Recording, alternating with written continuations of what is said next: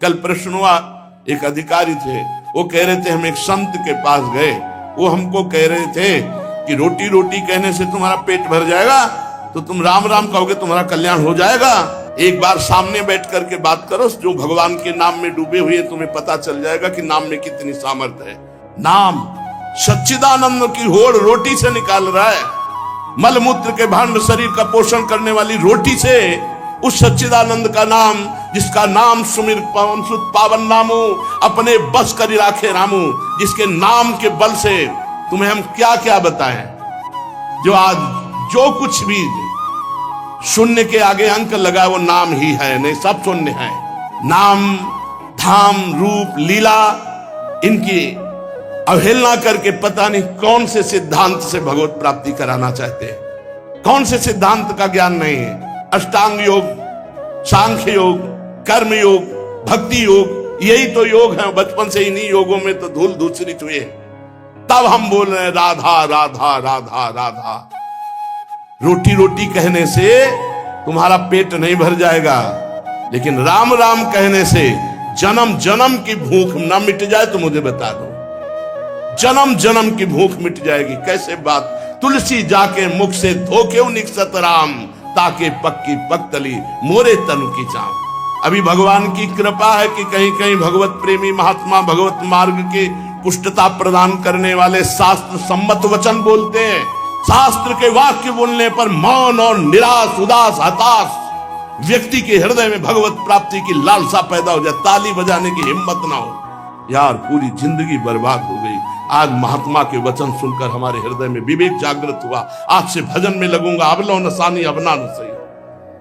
कोई भी सिद्ध महापुरुष का नाम बताओ जो भगवान के भजन के बिना सिद्ध हुआ। गुरुवाणी जी ललकार ललकार करके जो 10 गुरु हुए, सब नाम पे हमारे सनातन धर्म के जितने भी सिद्ध महापुरुष हुए सब नाम से, कबीरदास जी, धन्ना जाट जी, रामानंद स्वामी, जितने भी महापुरुष सब भगवान के नाम से। पता नहीं अब कौन से महापुरुष पैदा हो रहे हैं जो नाम की अवहेलना, धाम की अवहेलना, मूर्ति पूजा की अवहेलना। आज तक कोई भी साधक या सिद्ध हुआ हो जिसने गुरु की आराधना ना की और सिद्ध हो गया हो, मैं बताना कुछ नहीं हाथ लगा। तो गुरु मूर्तिमान थे या अव्यक्त? मूर्तिमान। गुरु के वचन साकार थे या निराकार? साकार। गुरु के चरण साकार थे कि निराकार? और जब माथा रगड़ते तो स्थिति निराकार में हो जाती है। समझो, वेद वांग्मय भगवान का साकार रूप है। पता नहीं कौन सा आजकल ज्ञान हो रहा है बेमतलब कि न शास्त्र में लिखा है और न कहीं किसी संत से सम्मत है। जिस सभा में भगवान की निंदा हो, भगवान के नाम की निंदा, उठकर खड़ा होकर विरोध करके चल देना चाहिए। ये जब मर के जाएंगे तो एक बार राम उनके लिए भारी पड़ेगा यमराज को निर्णय करने के लिए। परिणाम में होता है एक मन गेहूं आज फेंक दो, कल 50 बोरी निकाल लो तो तुम्हें बहादुर समझे। समय लगता है। अगर निरंतर जपोगे तो इसी जन्म में तुम्हें अनुभव हो जाए। हम कह रहे दूसरे की बात मानने की जरूरत, आप खुद देखो। जब नाम तुम्हारे जीवन में नहीं था तो तुम क्या थे, आज नाम है तुम्हारे जीवन में तो क्या हो, खुद देख लो। दूसरे की कहने की क्या जरूरत है। भक्ति ये छाती प्रमाण है इसका। शास्त्र प्रमाण, संत प्रमाण है तो दूर की बात रही, जाने मोरी छाती प्रमाण है।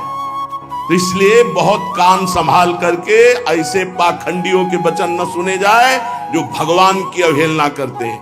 परम ज्ञानियों में शिरोमणि महान महान पुरुष सब भगवान के नाम रूप लीला धाम में लगे। हरिशरणम एक क्षण भी नहीं भूलते सनकादि। बड़ी विचित्र दशा है।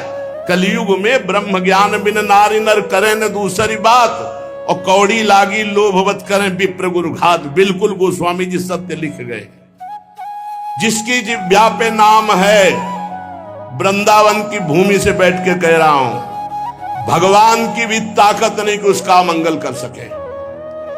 जैसे सूर्य की ताकत नहीं कि अंधकार दिखा सके, क्योंकि जहां सूर्य वहां अंधकार नहीं। ऐसे जहां भगवान का नाम है तो भगवान भी अमंगल नहीं कर सकते। इतने शास्त्रों में उदाहरण बड़े पड़े, और सबसे बड़ा उदाहरण हम और हमारी छाती है। हम किसी के सपोर्ट से नहीं चल रहे। किसी के हम सिखाए या पढ़ाए नहीं चल रहे, नाम भगवान के सपोर्ट से चल रहे हैं, नाम की गर्जना से जी रहे हैं, नाम की गर्जना से दहाड़ रहे हैं। नाम ही हमारा जीवन है।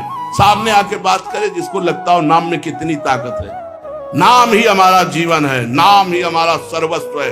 हमें कोई गति नहीं चाहिए, बस हमारे हृदय से नाम चलता रहे। बस पूज्य भाई जी हनुमान प्रसाद पोद्दार जी की परम कृपा, उन्होंने ऐसा ठास के नाम भरा। पूज्य गुरुदेव भगवान जो बचपन से लिए उन्होंने नाम भरा। पूज्य हितजू महाराज क्वाहम तो छा परमधमा प्राणो गर्भ कर्मा यत्तन्नाम स्फुरति महिमा रेश वृंदावनस्य। राधा नाम पूज्य गुरुदेव भगवान, नाम नाम नाम सबका सार नाम। और जो नाम ना पकड़े तो वो अपने जीवन की हाल देख लेना आगे चल के। और नाम पकड़ लिया तो चाहे कामी हो, चाहे क्रोधी हो, चाहे लोभी हो, चाहे मोही हो।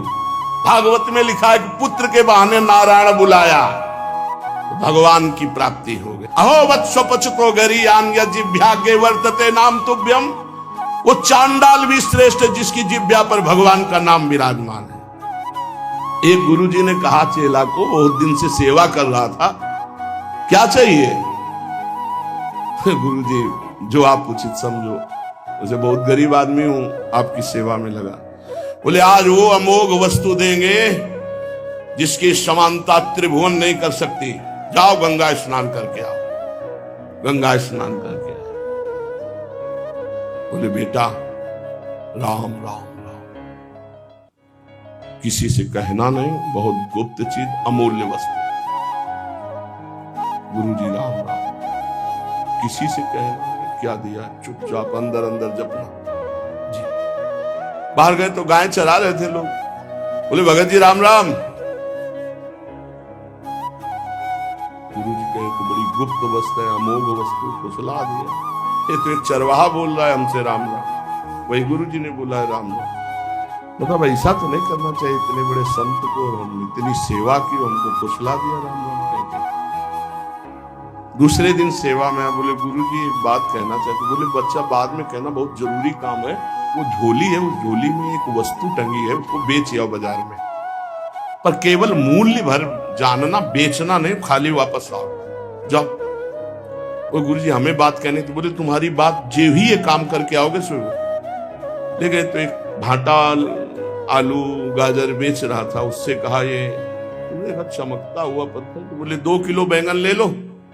बोले नहीं लाओ। पेन से लिखा कि सब्जी बेचने वाले ने 2 किलो बैंगन इसकी मूल्य लेगा। अब एक बनिया के पास गया, बोले ये लेंगे आप? कहा चमकता हुआ कोई पत्थर है।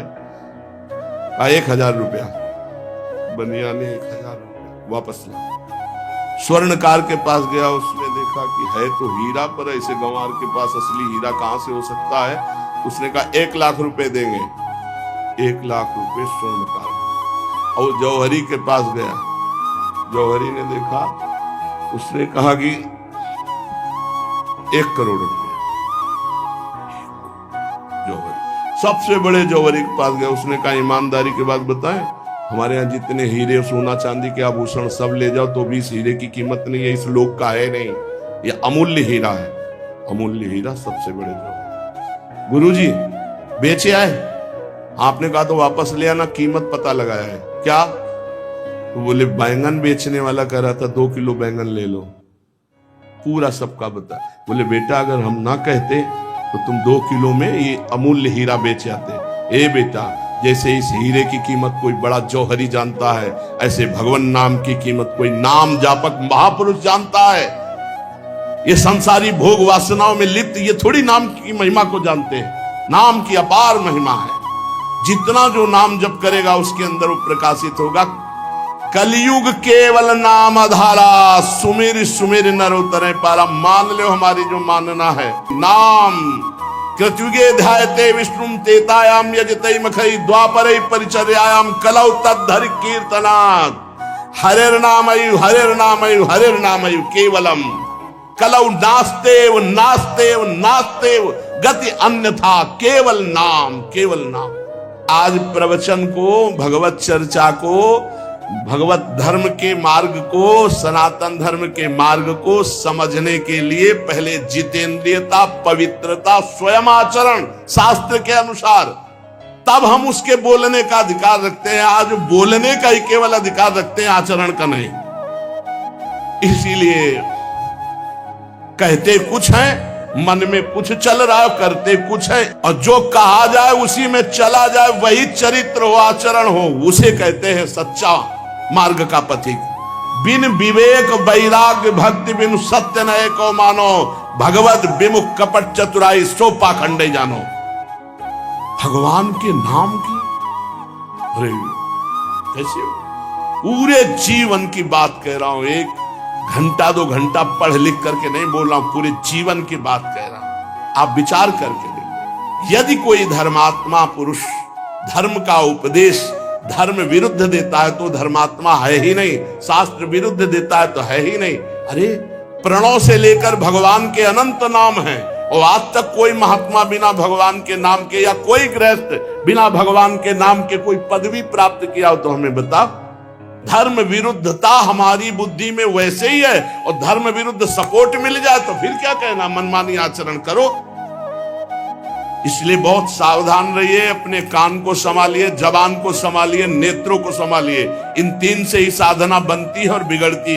नेत्र गलत देखेंगे, जबान गलत बोलेगी, कान गलत सुनेंगे तो आपका गलत चिंतन होगा, गलत क्रियाएं होंगी। और आप सत्य सुनोगे तो सत्य भगवान की प्राप्ति करा।